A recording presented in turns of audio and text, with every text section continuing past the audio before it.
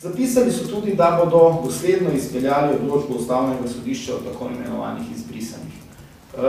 Res so izdajali odločbe, res je pa tudi to, da na terenu v upravnih enotah niso preverjali, ali so ti ljudje dejansko živeli v Sloveniji in niso spoštovali vseh tistih predpisov, ki bi jih morali.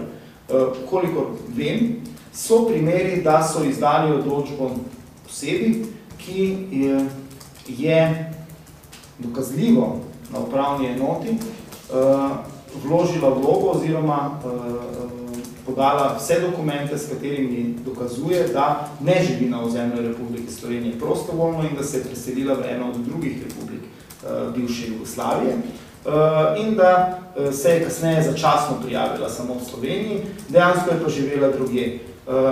Sedaj je ta oseba dobila za nazaj od 26.2.92 dokazilo, da je nenehno stalno živela v Republiki Sloveniji.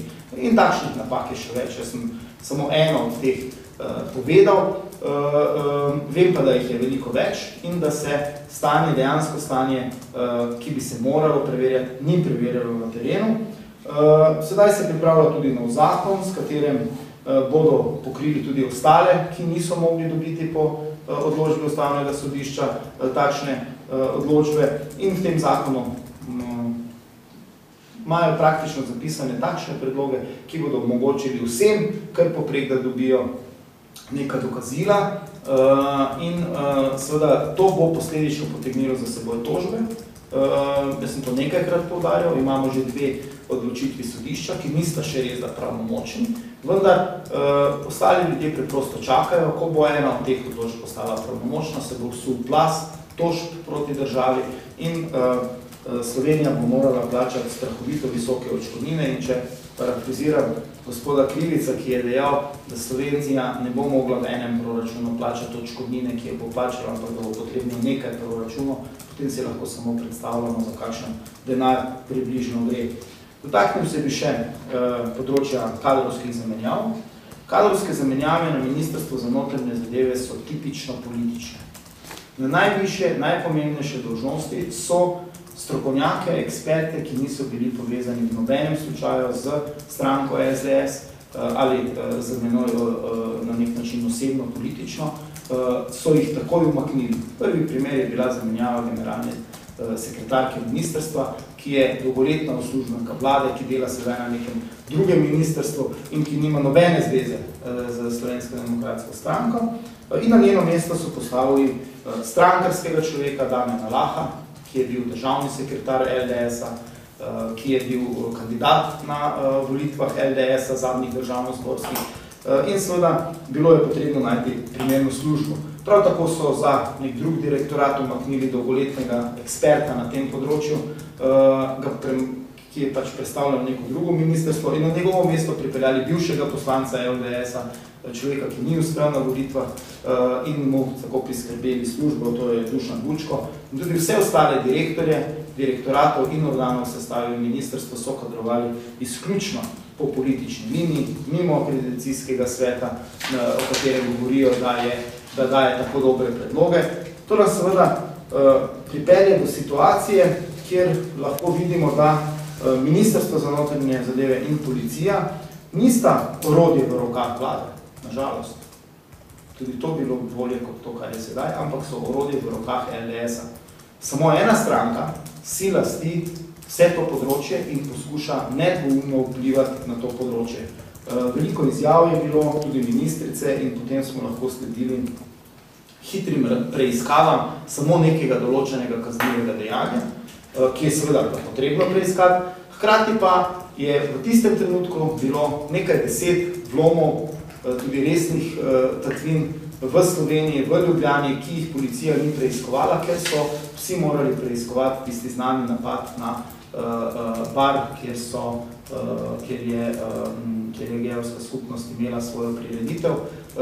Se pravi, ministrica je neposredno ukazala in vplivala nam policijo, kako naj deluje in vsi ostale, več kot 25 kaznivih dejanj, resnih kaznivih dejanj se je tisto noč zgodilo v Ljubljani in okolici in policijska uprava Ljubljana je vse to pustila in se ukvarjala s tistim, kar si je želela ministrica.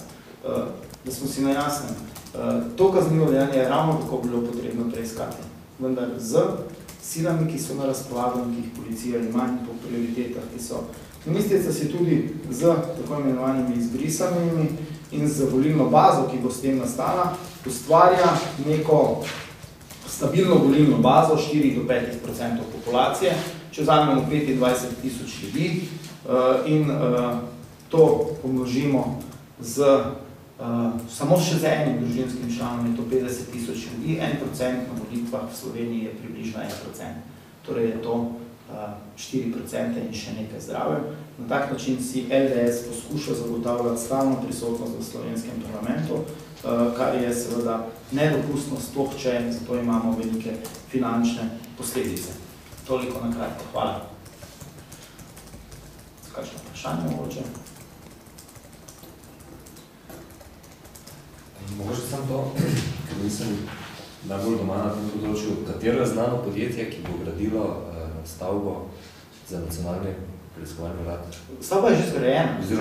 Stavba je zgrajena, stavba stoji nasproti gospodarske zbornice, kolikor jaz vem, in investitor za izgradnjo te stavbe je oseba, ki je po zelo ugodni ceni kupila stanovanje partnerja od gospe ministrice na Obali. Kdo pa je to? Lahko imensko? Vse mislim, da so vsa ta imena v medijih sebe objavljena. Podjetje, ki je gradilo? Podjetje je pa Vegrad. Aha, Vegrad. Ja.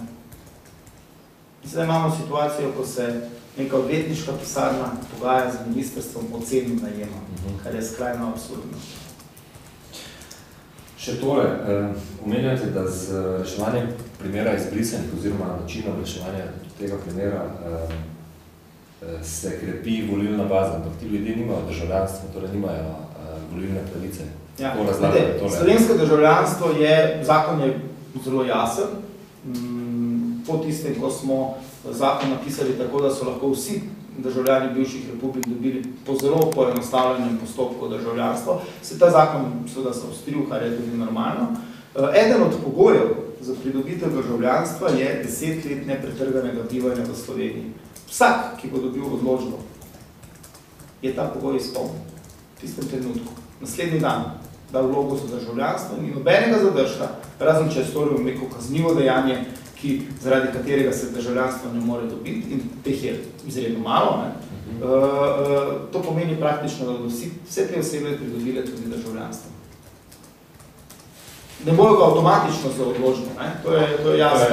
Ampak naslednji korak je seveda tožba in pa vloga za državljanstvo, ki ga seveda dobijo. In če seveda pogledamo dejstvo, da razen Hrvaške, vse druge bivše republike SFRJ potrebujejo vizo za kakršnokoli pod Slovenijo ali kamorkoli drugam, je popolnoma logično in naravno, da tudi če si ljudje ne želijo tega državljanstva, ga bodo poskušali iz praktičnega razloga pridobiti, ker bodo potem neovirano lahko potovali po Evropski uniji.